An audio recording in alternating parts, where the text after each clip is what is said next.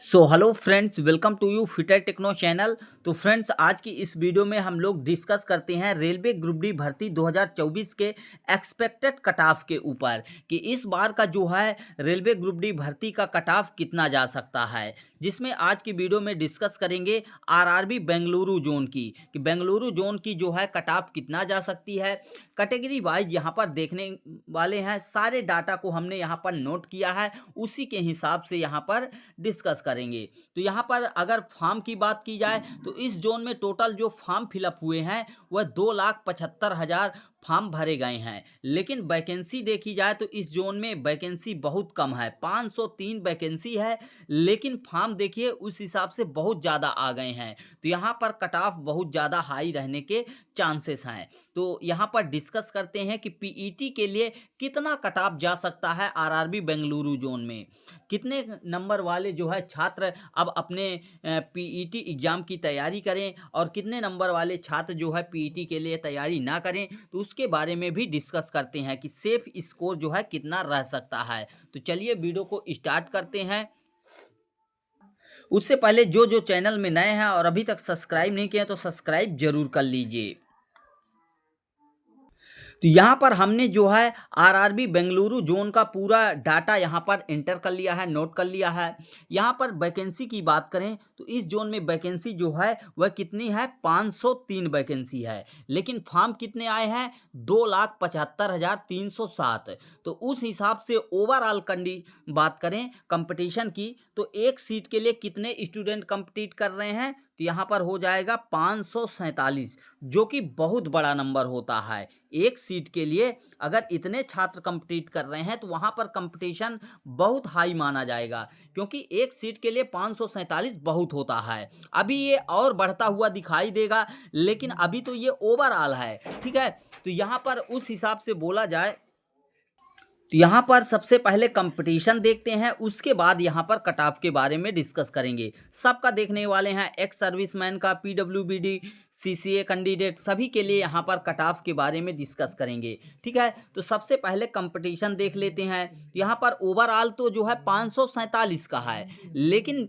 अगर general category में बात की जाए तो देखिए यूआर कैटेगरी में टोटल वैकेंसी थी कितना, 207, और फॉर्म आए हुए हैं 51,261 है। उस हिसाब से यूआर कैटेगरी में यानी जनरल कैटेगरी में देखा जाए तो एक सीट के लिए कितना कंपटीशन हो जाता है, 247 का।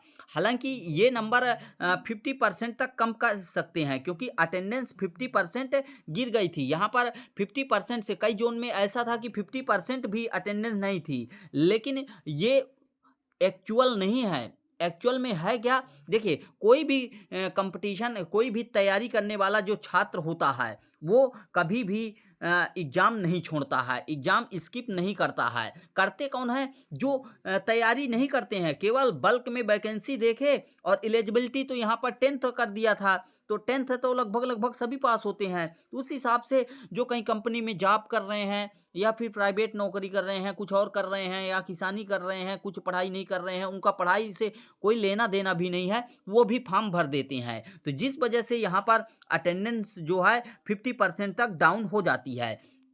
लेकिन ध्यान दीजिए, जो रियल में कंपटीशन करने वाले होते हैं, जो रियल में पढ़ाई करते हैं, वो एग्ज़ाम को स्किप कभी नहीं करते हैं, कभी भी इस एग्ज़ाम को नहीं छोड़ते हैं। तो मान के चलिए कि जो आपके 50% अटेंडेंस कम हुई है, तो वो तो उनका कंपटीशन से कोई मतलब ही नहीं था, ऐसे स्टूडेंट ने छोड़ा है। 90% से 95% तक ऐसे जो कंपटीशन वाले होते हैं वो एग्ज़ाम हर हाल में देते हैं। तो ये नहीं कह सकते हैं कि इतना कंपटीशन कम हो जाएगा, ठीक है। तो यहाँ पर तो जो फालतू वाले छात्र थे वो अलग हुए हैं, ठीक है।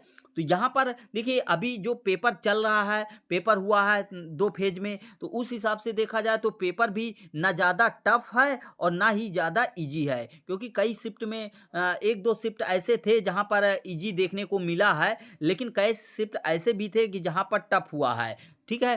तो वहाँ से अगर ओवरऑल एवरेज देखा जाए तो यहाँ पर हम मॉडरेट से इजी की ओर जा सकते हैं, ज़्यादा टफ एग्ज़ाम नहीं हुआ है। क्योंकि देखिए 25 नंबर जो रीजनिंग थी, सॉरी साइंस थी, तो वो क्या थी, करने लायक थी। ठीक है। 25 नंबर के मैथ थे, तो मैथ भी करने लायक थी।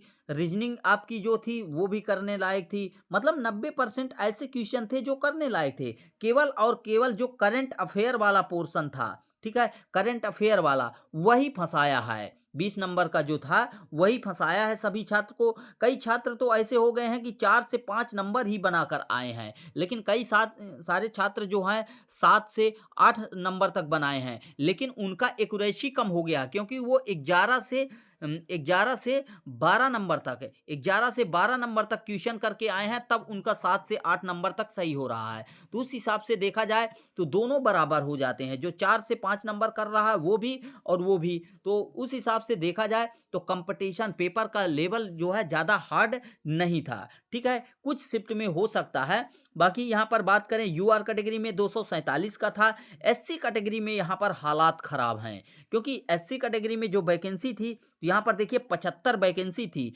और फॉर्म कितने आए हुए हैं, 73,332 फॉर्म आए हुए हैं। उस हिसाब से कंपटीशन एससी कैटेगरी में 977 का हो जाता है। देखिए जहाँ ओवरऑल 547 का था, वहीं पर एससी कैटेगरी में 977 का हो गया है। अब ये जो है नंबर कुछ घटेगा, लेकिन बहुत कम घटेगा, क्योंकि मैक्सिमम जो यूआर की सीट होती है वो ओबीसी वाले स्टूडेंट लेते हैं, बाकी एससी एसटी वाले कम ही लेते हैं। इस वजह से यहाँ पर 977 को हम थोड़ा ही कम मान के चल सकते हैं, बाकी ज़्यादा इसमें अंतर देखने को नहीं मिलेगा। ये अपने कैटेगरी में कंपटीशन करेंगे, ठीक है। वहीं पर एसटी कैटेगरी की बात करें तो यहाँ पर 37 वैकेंसी थी एसटी कैटेगरी में, और फॉर्म कितने आए हुए हैं, 27,743। उस हिसाब से यहाँ पर कंपटीशन 749 का हो जाता है। ओबीसी कैटेगरी की बात करें तो यहाँ पर तो और भी देखिए एसटी से भी ज़्यादा 133 वैकेंसी थी और फॉर्म आए हुए हैं 1,15,599। तो उस हिसाब से कंपटीशन देखा जाए तो एक जो है कंपटीशन एक सीट के लिए 869 का हो जाता है। ईडब्ल्यूएस कैटेगरी में बात करें तो यहाँ पर तो उतना ज़्यादा नहीं है, क्योंकि 50 सीट थी और 7,372 फॉर्म आए हुए हैं। पर सीट कंपटीशन 147 का है। तो देखिए ये भी बहुत बड़ा नंबर होता है, लेकिन अगर इनके मुकाबले देखा जाए ओबीसी एसटी एससी, तो इनके मुकाबले तो ये कुछ नहीं है। ये अभी और भी घटेगा, क्योंकि इसको भी तो जनरल से ईडब्ल्यूएस वाले भी जनरल में आएंगे, तो यहाँ पर कंपटीशन, लेकिन ये जो 247 दिख रहा है ये बढ़ेगा, ठीक है। वहीं पर एक सर्विसमैन की बात करें तो यहाँ पर एक सर्विसमैन की 101 वैकेंसी थी और फॉर्म आए हुए हैं 1,693। तो पर सीट कंपटीशन कितना का हो जाता है एक सर्विसमैन का, यहाँ पर 17 स्टूडेंट का। पीडब्ल्यूबीडी की बात करें तो यहाँ पर 56 वैकेंसी थी और 3,051 फॉर्म आए हुए हैं। उस हिसाब से कंपटीशन कितने का हो जाएगा, 54 का हो जाएगा। सीसीए एक्ट अप्रेंटिस वालों की बात करें तो इनकी भी वैकेंसी 101 ही थी, लेकिन फॉर्म कितना आए हुए हैं, 3,862, जो कि पर सीट कंपटीशन यहाँ पर 38 का हो जाता है। लेकिन यहाँ पर सीसीए वालों की भी कट ऑफ हाई जाएगी, क्योंकि देखिए कुछ जोन ऐसे थे, जैसे अभी आर्मी अजमेर का हम लोगों ने डिस्कस किया, वहाँ पर देखे तो सीसीओ वालों की जो पर सीट कंपटीशन था तो वहाँ पर 7 स्टूडेंट का था। उससे पहले जो है आरआरबी अहमदाबाद की को डिस्कस किए थे, तो वहाँ पर सीसीए वालों का पर सीट कंपटीशन 16 का था, ठीक है। तो अब यहाँ पर इस हिसाब से हमने डाटा देख लिया, तो एक अनुमानित देख लेते हैं कि जो आपका रॉ मार्क्स के बेसिस पर आपका कट ऑफ कितना जा सकता है, कितने नंबर वाले यहाँ पर सेफ रहने वाले हैं। तो यहाँ पर जो डिस्कस करेंगे ये आउट ऑफ 100 में रॉ मार्क्स के बेसिस पर डिस्कस करेंगे, ठीक है। तो यहाँ पर जो मैं स्कोर बताने जा रहा हूँ ये रॉ मार्क्स के बेसिस पर है और आउट ऑफ 100 में है, जो कि बिना नॉर्मलाइजेशन के है, ठीक है। बिना नॉर्मलाइजेशन के, अभी कोई भी नॉर्मलाइजेशन का इफेक्ट यहाँ पर नहीं है, क्योंकि नॉर्मलाइजेशन के बाद बहुत सारा डाटा चेंजेस होता है। कई सारे ऐसे स्टूडेंट होते हैं जो 70 नंबर लाकर भी नहीं सेलेक्ट होते हैं, लेकिन कई सारे ऐसे स्टूडेंट भी होते हैं जो 60 नंबर लाकर सिलेक्शन ले लेते हैं, ठीक है, तो वो नॉर्मलाइजेशन के ऊपर इफेक्ट पड़ता है। तो अभी हम लोग जो है रॉ मार्क्स के बेसिस पर देखने वाले हैं, ठीक है। तो रॉ मार्क्स की बात करें तो सबसे पहले बात करते हैं जनरल कैटेगरी की, यानी यूआर कैटेगरी की, जिसका पर सीट कंपटीशन यहाँ पर 247 का है। लेकिन ये तो बढ़ेगा, यहाँ पर 50% ऐसे स्टूडेंट होते हैं ओबीसी के। 50% सीट जो जनरल की जो सीट होती है उसमें से 50% सीट तो ओबीसी वाले ले जाते हैं, ठीक है। तो यहाँ पर यूआर, जो यूआर कैटेगरी से हैं कैंडिडेट, तो उनकी बात करें तो आपका यहाँ पर कट ऑफ हाई जाने वाला है, क्योंकि अगर आपके 75 से लेकर 79 के आसपास बन रहे हैं, तब आप मान के चल सकते हैं कि यहाँ पर आपका सिलेक्शन श्योर है कि पीईटी के लिए हो जाएगा।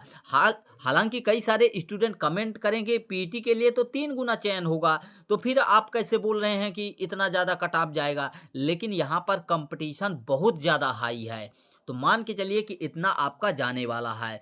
वहीं पर ओबीसी बात करें, ओबीसी कैटेगरी की, तो देखिए ओबीसी कैटेगरी में 147 सॉरी 869 पर सीट कंपटीशन है। तो उस हिसाब से देखा जाए तो ओबीसी का आपका 73 से लेकर 77 के आसपास, क्या 73 से लेकर 77 के आसपास अगर आपका स्कोर बन रहा है तो आप सेफ हैं, आपका पीईटी के लिए चयन हो जाएगा। देखिए यहाँ पर जो डिस्कस कर रहे हैं रॉ मार्क्स, तो वो आपका आउट ऑफ 100 में है, और साथ ही यहाँ पर ये पीईटी के लिए बता रहा हूँ, ठीक है। यहाँ पर हम लोग फाइनल सिलेक्शन की बात नहीं कर रहे हैं, पीईटी के लिए जो कि 3 गुना होगा। वहीं पर बात करें एससी कैटेगरी की, एससी कैटेगरी की, तो एससी कैटेगरी में देखिए पर सीट कंपटीशन 977 का है, जो कि सबसे हाई है, ठीक है। तो यहाँ पर मान के चलिए कि एससी में अगर आपका 70 से लेकर 74 के आसपास बन रहा है तो आपका एससी में भी हो जाएगा। वहीं पर एसटी कैटेगरी की बात करें तो यहाँ पर 68 से लेकर 72 के आसपास आपका बन रहा है, तो यहाँ पर सिलेक्शन आपका हो जाएगा। वहीं पर बात करें ईडब्ल्यूएस कैटेगरी की, किसकी, ईडब्ल्यूएस कैटेगरी की, तो देखिए इसमें कट ऑफ जो है कम जाने वाला है। यहाँ कहा जाए एसटी कैटेगरी से भी कट ऑफ कम जाएगा, क्योंकि यहाँ पर अगर आपके 65 से लेकर 68 के आसपास आपके नंबर बन जाएंगे तो यहाँ पर आपका ईडब्ल्यूएस में चयन हो जाएगा, ठीक है। तो ये आप मान के चल सकते हैं, इससे कम किसी भी कंडीशन में नहीं जा सकता है। कुछ केसेस में है कि दूसरे जोन में तो इससे कोई लेना देना नहीं, क्योंकि हम लोग जोन वाइज देख रहे हैं, ठीक है। बाकी यहाँ पर अगर 65 से लेकर 68 तक आपका आ रहा है तो आप ईडब्ल्यूएस में सेफ हैं, आपका पीईटी के लिए चयन हो जाएगा। एसटी कैटेगरी में अगर 68 से 72 के आसपास आपका आ रहा है तो आपका एसटी कैटेगरी में हो जाएगा पीईटी के लिए। एससी कैटेगरी में बात करें तो 70 से 74 के आसपास आपको स्कोर लाना ही होगा। और यहाँ पर ओबीसी कैटेगरी की बात करें तो अगर 73 से 77 नंबर तक आ रहे हैं आपके, तो आपका पीईटी के लिए चयन हो जाएगा। बाकी अगर यूआर कैटेगरी की बात करें तो यूआर का तो हाई जाएगा ही, ठीक है। तो यहाँ पर अगर 75 से 80 79 के आसपास आपके नंबर बन रहे हैं तो आपका यहाँ पर हो जाएगा, ठीक है। अब बात करते हैं यहाँ पर जैसे मान लीजिए हमने जनरल का बताया 75 से 79, ठीक है। तो अब मान लीजिए किसी कैंडिडेट का यहाँ पर नंबर है 70, सॉरी किसी का है 75 और किसी का है 79 ही मान लीजिए, ठीक है। तो चयन के चांसेस किसके ज़्यादा रहेंगे, तो यहाँ पर ऑब्वियसली 75 वाले के कम रहेंगे और 79 वाले के ज़्यादा रहेंगे। यानी जितना आप बढ़ते हुए स्कोर की तरफ रहेंगे उतना ही आपके ज़्यादा चांसेस हैं। बाकी जैसे आप 75 हैं तो आपका उतना ही कम चांसेस रहेगा। तो कोशिश करिए, जिनका एग्ज़ाम अभी नहीं हुआ है कोशिश करिए कि इस जोन से अगर आप बिलोंग करते हैं, इस जोन से आपने फॉर्म डाला है, तो आप यहाँ पर इस स्कोर जो हमने बताया है इससे ऊपर ही स्कोर करने के मौके खोजिए। लेकिन अगर जैसे यूआर में 75 से 79 के आसपास आपका बन रहा है